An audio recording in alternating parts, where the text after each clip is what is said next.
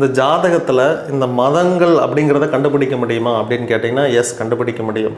இந்த ராகு அப்படிங்கிறது வந்து இஸ்லாம் மதம், கேது அப்படிங்கிறது வந்து கிறிஸ்தவ மதம். இது எந்த வீட்டில் இருக்குது அப்படிங்கிறத பொறுத்து. இப்போ உதாரணத்துக்கு 4ல் கேது இருந்துச்சு அப்படின்னா 4ங்கிறது உங்கள் அம்மா. அப்போ அம்மா வழியில் யாராவது கிறிஸ்தவத்துக்குள்ளே இருப்பாங்க, போவாங்க, அந்த காலேஜில் படிப்பாங்க, அங்கே வேலை செய்வாங்க அப்படிங்கிற ஈடுபாடு வரும். இதே 9ல் ராகு இருக்குது அப்படின்னா 9ங்கிறது அப்பா.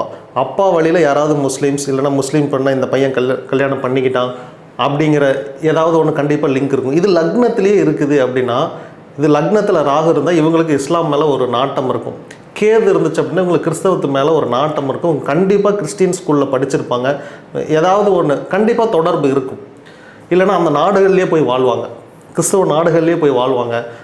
லக்னத்திலே ராகு இருந்துச்சுன்னா இவங்க சவுதி இந்த மாதிரி கல்ஃப் கண்ட்ரியில் போய் அங்கேயே வாழ்வாங்க. ஏன்னா லக்னம்ங்கிறதா ஜாதகர் நான் அப்படிங்கிறப்ப இது செயல்படும். இதுவே 4ல் சரி, இது எல்லாமே 4ல் எனக்கு ராகு கேது இருக்குது, பட் நீங்கள் சொல்கிறலாம் எங்கள் வீட்டில் யாருமே இல்லை அப்படின்னீங்கன்னா கண்டிப்பாக உங்கள் பக்கத்து வீட்டில் இவங்க குடியிருப்பாங்க. சேலஞ்ச். ஆமாம், 4ல் ராகு இருந்துச்சுன்னா உங்கள் பக்கத்து வீட்டில் இஸ்லாம்காரங்க இருப்பாங்க, இல்லைனா மாற்று மதத்தினர் கண்டிப்பாக இருப்பாங்க.